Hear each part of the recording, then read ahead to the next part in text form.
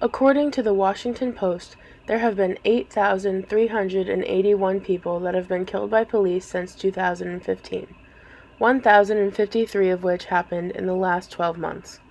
With the numbers this high, it's surprising to hear that officers are rarely charged or convicted for police killings.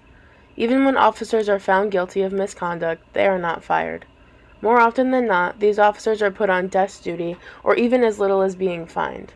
The law almost always favors the police. Police have considerable discretion to use force and can cite their training, which makes them easily trusted in the eyes of judges and juries. So what can we do to bring this number down and hold police accountable? For one, when police are convicted, they should be fired and not allowed to work in law enforcement again. Derek Chauvin, the officer who killed George Floyd, has been involved in at least 18 police misconduct cases.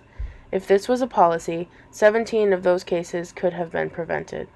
Police officers should be held to the same standard as the general public when the consequence of their actions involves the killing of a law-abiding civilian. If they are convicted of police brutality, they do not deserve to be protected by their badge. In addition to this, police should be trained in more methods to allow them to only use their weapon as a last resort at times of high stress. Police should also be required to have mental health check-ins to ensure that their mental state is not getting in the way of their work. In cases where an officer has been involved in a high-stress and adrenaline situation, they are more likely to pull their gun or go into an aggressive hold as an automatic reflex as opposed to talking down the situation and using it as a last resort. Lastly, when training officers, it's important to have unbiased trainers and trainees. Implicit bias is the unconscious, unknowing differential treatment of another person based on a number of discriminatory factors, including but not limited to race, color, age, sex, gender, nationality, disability, and religion.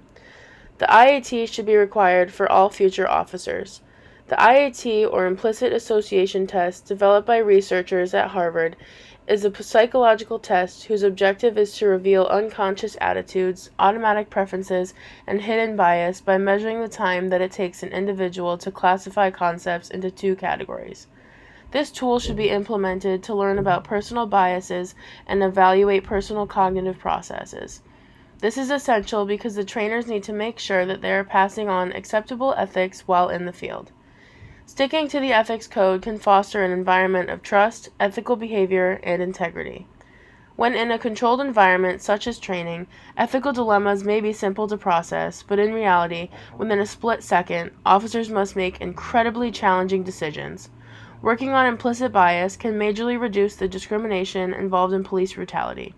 Of course, reform takes time and cannot be changed overnight, but these are a few things that we think would encourage the reduction of police brutality.